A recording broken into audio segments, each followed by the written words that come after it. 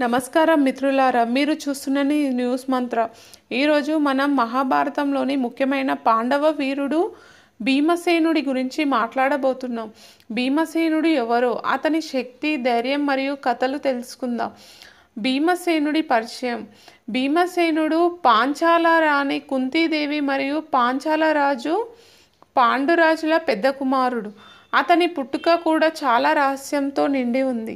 వాయుదేవుడు వాయువు యొక్క దేవుడు, భీముడికి తండ్రి. భీముడి గురించి తెలియని ఎన్నో ఆసక్తికరమైన విషయాలు ఉన్నాయి. శక్తి మరియు ధైర్యం. భీముడు మహాశక్తివంతుడు. చిన్ననాటి నుండే అతనిలో శక్తి ప్రతిభ ఎక్కువగా ఉంది. చిన్నప్పుడే అతను దుర్యోధనుడు, దుశ్శాసనుడు వంటి కౌరవుల ఆటంకాలను ఎదుర్కోవడం ప్రారంభించాడు. ఒక సంఘటనలో భీముడు 1 కాదు 2 కాదు 110 ఏనుగులను ఒకే ఒక్క కుర్రాడు పట్టుకున్నాడు. అన్నా చెల్లెలిపై ప్రేమ. భీముడికి అన్నా చెల్లెలిపై ఎంతో ప్రేమ ఉంది. ఒకరోజు ద్రౌపదికి ఒక సమస్య తలెత్తింది.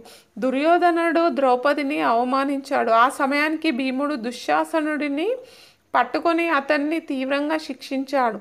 ఈ సంఘటన భీముడి ధైర్యానికి ప్రతీక. వనవాసం సమయంలో కష్టాలు. పాండవులు 13 సంవత్సరాలు వనవాసంలో గడిపారు. ఆ సమయాల్లో భీముడు తన కుటుంబాన్ని రక్షించడానికి ఎన్నో కష్టాలు ఎదుర్కొన్నాడు. ఒక సందర్భంలో ఇడింబ అనే రాక్షసిని ఎదుర్కొని ఆమెను సంహరించాడు. ఈ సంఘటన భీముడి సాహసానికి నిదర్శనం. కురుక్షేత్ర యుద్ధంలో భీముడు కీలక పాత్ర పోషించాడు. అతని శక్తి, ధైర్యము యుద్ధంలో విస్తృతంగా ఉపయోగపడింది. ఒక సన్నివేశంలో భీముడు దుర్యోధనుడికి ఒక గదలో మట్టి పట్టించాడు. ఈ సంఘటన యుద్ధంలో అతని శక్తిని చూపిస్తుంది. భీముడు కేవలం శక్తివంతుడు మాత్రమే కాదు, అతని ధర్మబద్ధత కూడా ప్రశంసనీయంగా ఉంది. అతను ఎప్పుడూ సత్యం, న్యాయం కోసం పోరాడాడు. తన తమ్ముడు యుధిష్ఠిరుడు ధర్మపుత్రుడిగా ఉండడం భీముడికి ఎంతో గర్వంగా ఉంది. మిత్రులారా, భీమసేనుడు మహాభారతంలో ఒక శక్తి, ధైర్యం మరియు ధర్మబద్ధతకు ప్రతీక.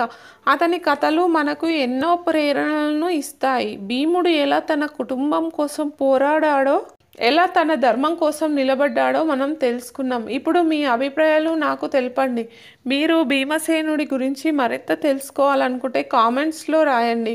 మనం మరిన్ని ఆసక్తికరమైన కథలతో మీ ముందుకు రాబోతున్నాం.